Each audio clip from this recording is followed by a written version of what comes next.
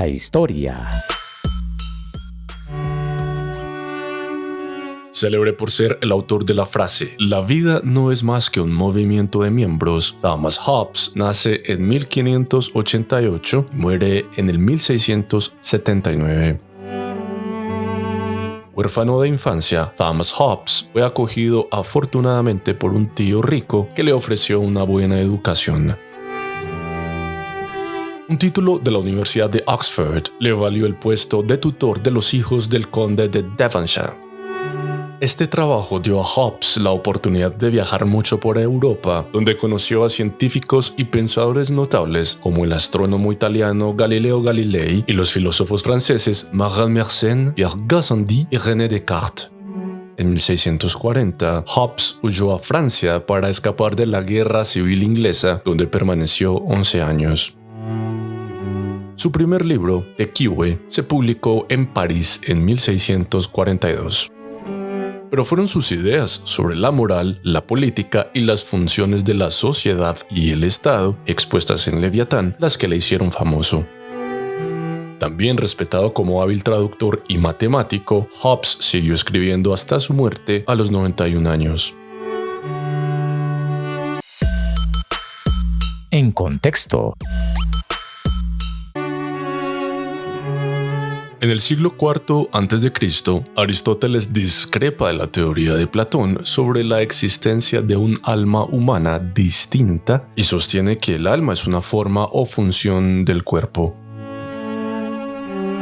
En 1641, René Descartes publica sus meditaciones sobre la filosofía primera, en las que sostiene que la mente y el cuerpo son entidades completamente diferentes y distintas. El pensador.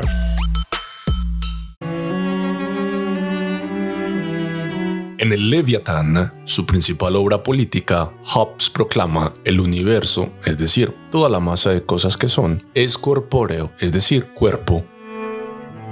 Continúa diciendo que cada uno de estos cuerpos tiene longitud, anchura y profundidad, y lo que no es cuerpo no forma parte del universo.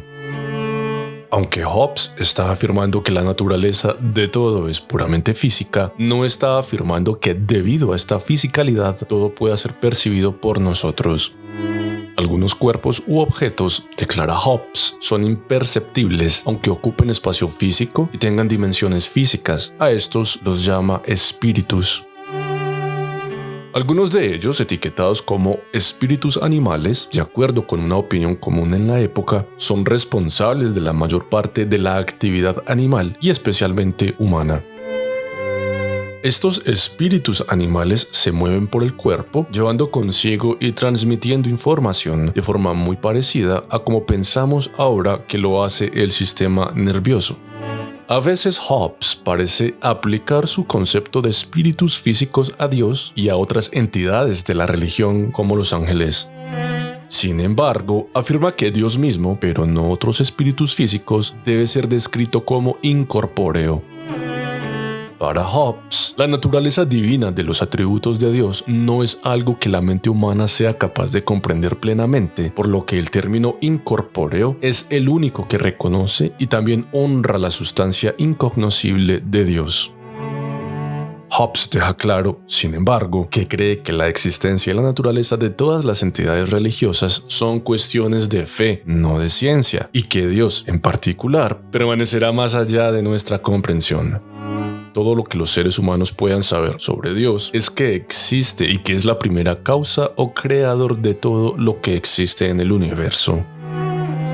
Dado que Hobbes considera que los seres humanos son puramente físicos y, por tanto, no son más que máquinas biológicas, se enfrenta al problema de cómo explicar nuestra naturaleza mental.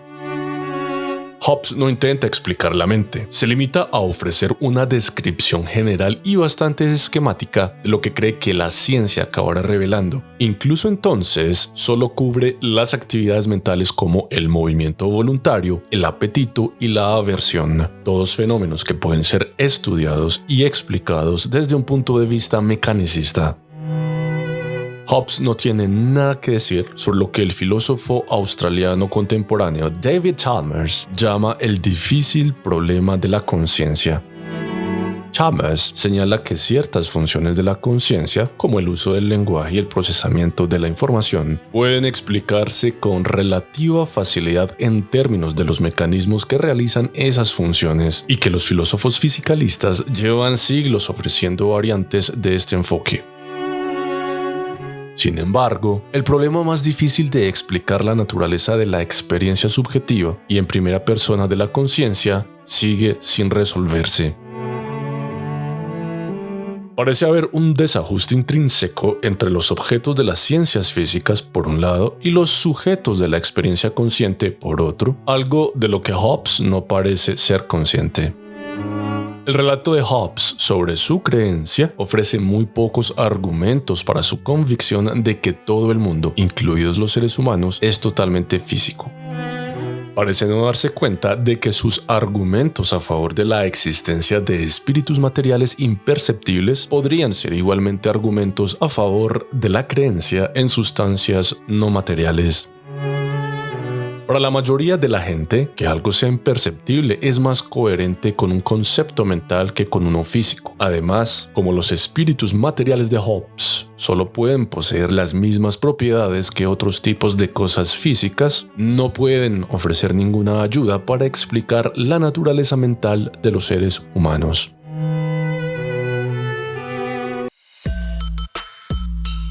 El legado. En 1748, el hombre máquina de Julien Offray de la Métrie presenta una visión mecanicista del ser humano. En 1949, Gilbert Ryle afirma que la idea de Descartes de que mente y cuerpo son sustancias separadas es un error de categoría. Dato curioso. Aunque Hobbes es más conocido por su filosofía política, escribió más sobre una amplia gama de temas. Muchas de sus opiniones son controversias, como su defensa del fisicalismo, teoría según la cual todo en el mundo es de naturaleza exclusivamente física, sin dejar lugar a la existencia de otras entidades naturales como la mente o de seres sobrenaturales. Según Hobbes, todos los animales, incluidos los seres humanos, no son más que máquinas de carne y hueso. El pensamiento de Thomas Hobbes, que se ubica en la metafísica desde el enfoque conocido como fisicalismo, puede resumirse como el hombre es una máquina. Ahora tengo una pregunta para ti. ¿Qué opinión te merece el hecho de pensar la naturaleza humana solo como una máquina de carne y hueso? Déjame la respuesta en los comentarios y gracias por tu atenta participación.